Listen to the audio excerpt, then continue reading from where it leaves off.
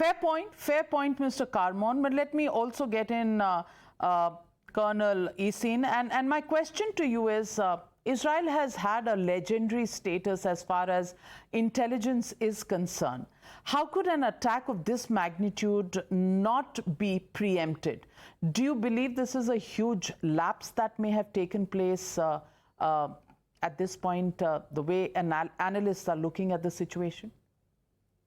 We're still in the middle of this. You so eloquently described before the Hamas massacre that is going on. And I want to say, as an analyst right now, as the director of an Institute for Counterterrorism, that even when you bring out the scenarios of what terrorists can do, can I share with your viewers my own surprise?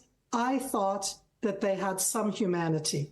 I thought, erroneously, I was wrong, that in the last 2 years, their being quiet had something to do with economic benefit, with economic welfare.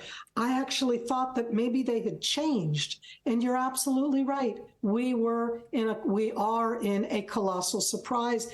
And does it come out of Israeli naivete? We're not usually naive. So there's different levels of the surprise as it's caught us. We are opposite a Hamas murderous terror organization. The zebra has not changed its striped. And we are talking right now about a barbarous attack against dozens of Israeli towns and villages. And again, I build those scenarios. Was I surprised? We always thought that both Hezbollah and Hamas have the capability, talk about capabilities, but to come in to butcher and murder these endless towns and villages, I'm sure you've shown the pictures. I, like Donnie, completely have avoided the visuals in the last 30, we're already at 48, 50 hours. I don't want to see right now. My heart is broken. I talk to you with this pathos, and we're all hurting right now. So I'm not directly addressing your question. Yes, it's a colossal failure, but we're going to address it afterwards because we're still in it.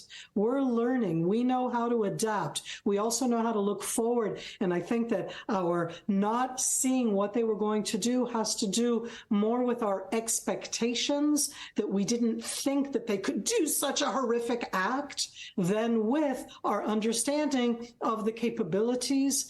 And as we still have the distinct possibility that Hezbollah in Lebanon, another terrorist murder organization. We've seen over the last 48 hours what murderous terrorist organizations do. Hezbollah is another one. And as there is still the very negative potential that they could decide that they are joining in, we don't want to describe our own adapting to the different failures that we've understood immediately in the last 48 hours. I completely understand and empathize with the hurt that you're feeling. The hurt is being felt by the rest of the world, because what we have seen in those visuals is certainly, the dark side of human behavior that we never thought was possible by humans.